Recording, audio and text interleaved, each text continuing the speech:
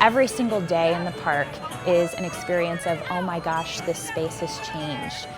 When I first came to Portland, Congress Square Park wasn't really a place where things happened. Today, it's a place where you know there's going to be a movie every Sunday night and dancing every Wednesday night and a concert on Fridays, and some cool art interaction could be happening when you pass by on a Saturday.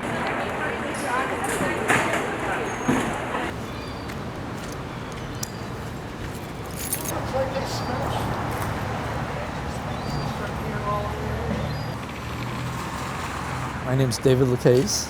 So when the park was first formed, it had a Parks Department that took care of it. And then the Parks Department was eliminated, and the real decline was in the early 2000s. There was essentially no one taking care of it, and at some point the hotel and the city decided that the hotel would buy the park from the city. So it was the winter, and Congress Square Park was potentially going to be sold to a big developer for a really, really low price. And for some of us in the neighborhood, we started to wonder, like, is this okay? Should Portland be doing this? This is a public space.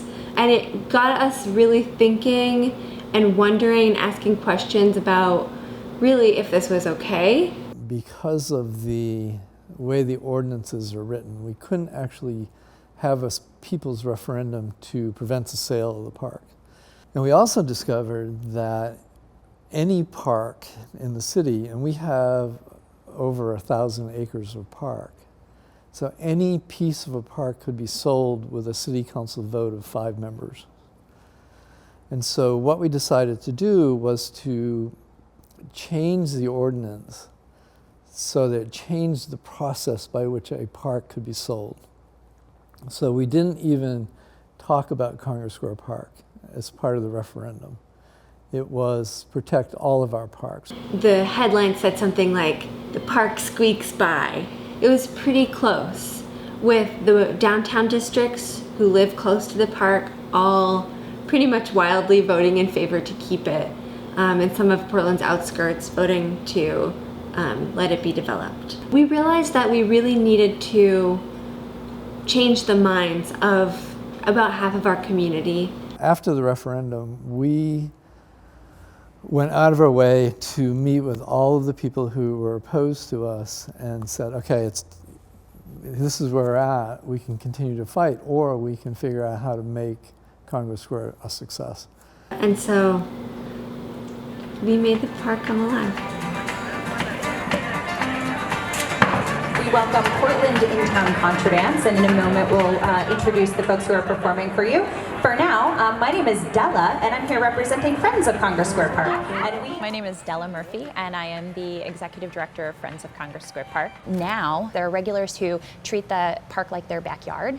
There are regulars who are unhoused, and they are relaxing as if it's their living room. There are artists who come and put on performances. There are so many things happening within this relatively small space in the center of the city. People are disarmed in the park. They're able to read and able to relax. And the more that other people see that folks from all different backgrounds are able to simply rest and maintain this relative ease in this space, that I think is a catalyst for more sense of safety. The first year when we were programming the park, it was all about activating the space and doing it quickly and efficiently.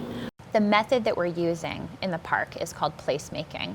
Simply figuring out a way to use a community's creative assets in order to create a spot on Earth that is like no other spot. We have hundreds of volunteers who are so incredibly generous and creative, and they come from so many different places in their lives. And it shows up from spending 15 minutes talking to a neighbor and volunteering your heart and your hospitality to very involved and long-term activities like the ongoing maintenance of the park.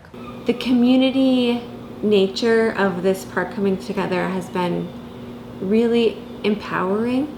It doesn't feel like a leadership structure where some neighbors are telling everyone what can happen here and other neighbors are just enjoying it. It seems like a really collective place. We are offering our biggest, most diverse schedule of events than we've ever had. And we've programmed it all based upon an open call where we ask the community for ideas. What would you like to see in the park? In October, there's pumpkin carving, where the whole community comes out and little kids are carving their pumpkins together. Last year, an Iraqi family carved a pumpkin for the very first time. They were like, "What is this pumpkin carving?" And it was really special to see all these different people just carving pumpkins and drinking apple cider together. Salsa night is something that is, it's just the park is exploding with liveliness. And there are people who just walk past and suddenly they're in the action. I know the future of Congress Square Park is going to be seated directly in the question, what is needed now in Portland? And what we're being told is that our job is to bring more programming that is civic-minded, more programming that helps us foster more community well-being. Some of the answers are, we'd like to see more programming that is representative of the many different cultures that we see in Portland. This year we had our first racial justice street fair, and we're really trying now to bring issues that the community really cares about, give those issues a space. I like Portland. I think it's a great city. My little effort affects people on a local level. Not just for us in the neighborhood, but for anyone who would pass by. People of all walks of life can stop and relax in a safe space here. It is just an example for me of what's possible when community members care that way. And I really like knowing that my neighbors care that much. For me personally, I think you need to do things that you can do that make a difference. And I can make a difference in Congress Square.